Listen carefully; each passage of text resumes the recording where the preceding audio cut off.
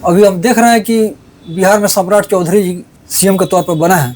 अटकलें थी कि नीतीश जी की विरासत जो है उनके लड़के निषाद जी को सौंपा जाएगा, लेकिन ऐसा कुछ हुआ नहीं है। और सबसे बड़ी आश्चर्य की बात है कि प्रधानमंत्री जो है नरेंद्र मोदी, उनके सबसे खास अगर कोई मुख्यमंत्री था तो नीतीश जी थे। ऐसा क्यों हुआ?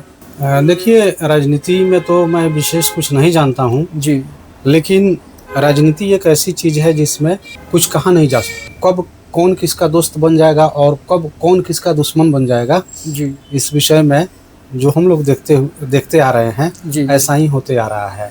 तो ये एक्चुअल में किनको बनना चाहिए किनको नहीं, वैसे तो पार्टी तय करती है। जी, जी, लेकिन मुझे जहाँ तक लग रहा है कि बिहार में जो सम्राट चौधरी को पार्टी ने सीएम बनाया है, जी, तो बिहार वासी, पार्टी वाले, चाहे वो जदयू के हों या भाजपा के हों, जी, खुश नहीं है।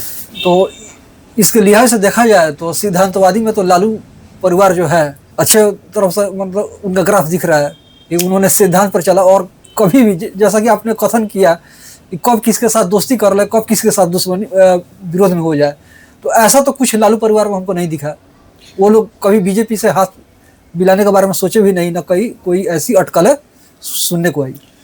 यह बात सही है कि लाख विरोध के बावजूद, जैसे कि लालू यादव के परिवार पर बहुत सारे ईडी, सीबीआई, जी, मतलब कई छापे पड़े, कई ठो उन पर आरोप प्रत्यारोप लगा, उसके बावजूद भी वह परिवार, वह पार्टी कंप्रोमाइज नहीं किया। जी, क्योंकि सही आपने जो बोला कि सिद्धांत, एक सिद्धांत है उनमें कि चाहे कुछ भी हो जाए मैं इस पार्टी से समझौता नहीं करूंगा, जबकि वहीं दूसरी तरफ दूसरी पार्टियां समझौता कर ले रही है।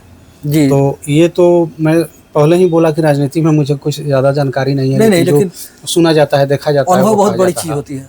ये सब राजनीतिक उठा पटक के चलते क्या आपको लगता है कि बिहार में विकास जो है, लॉ एंड ऑर्डर है, वो कहीं ना कहीं बुरी तरह से प्रभावित हो रहा है? अब देखिए, अभी रिसेंटली जी राजस्व कर्मचारी जो सस्पेंड हुए थे, जी जी, जिन पर आरोप था, जांच का विषय था, सम्राट चौधरी ने उनको वापस बुला लिया, उनका सस्पेंशन खत्म कर दिया। जी, एक नंबर बात ये हुई।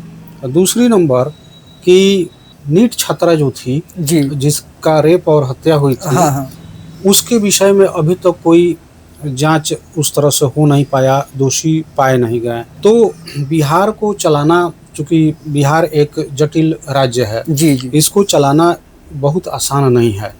और चाहे वो सम्राट चौधरी हो जी या कोई भी हो, जब तक बिहार को बढ़िया से समझ नहीं पाएंगे, यहाँ के जनता को समझ नहीं पाएंगे, तब तक मतलब जो गवर्नेंस है उसको चाहिए कि हम पहले बढ़िया से परख लें, उसके बाद ही बिहार को चलाएं।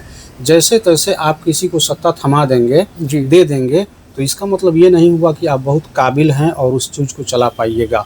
सबसे बड़ी चीज़ है कि जो प्रशासन है उस पर नेताओं का इतना ज़्यादा पकड़ है, जी, यानी कि दुरुपयोग कहिए, कि उसको चला नहीं पाएंगे। थाना में आप पैरवी करिएगा, अंचल में पैरवी करिएगा, क्राइम को सपोर्ट करिएगा, शराबबंदी नाम मात्र की है, उसको आप कुछ कर नहीं पाइएगा, तो कैसे गवर्नेंस कैसे चल पाएगा? लेकिन आम जनता जो है, आज दिन सोशल मीडिया पे आप भी देखते हैं, हम भी देखते हैं कि लोग कहता है कि अब पहले का दौर नहीं रहा कि विधायक जी का एक फ़ोन चला जाए थाना में तो काम हो जाए, या ब्लॉक में कोई काम है तो विधायक जी का एक फ़ोन चला जाए और काम हो जाए।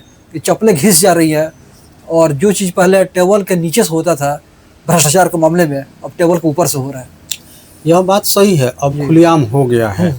और चाहे कितना भी निगरानी विभाग, ईडी छापा मारे, पकड़े, लेकिन जो रिश्वतखोरी है, घूसखोरी है, भ्रष्टाचार है, वह खत्म नहीं हो पा रहा है। इसका वजह कहीं ना कहीं हमारा जो गवर्नमेंट है कमजोर है, प्रशासन कमजोर है। और बिहार गवर्नमेंट की ऑल ओवर इंडिया गवर्नमेंट, हमको तो लगता है कि सबसे ज्यादा जो भ्रष्टाचार है वो बिहार में ही है।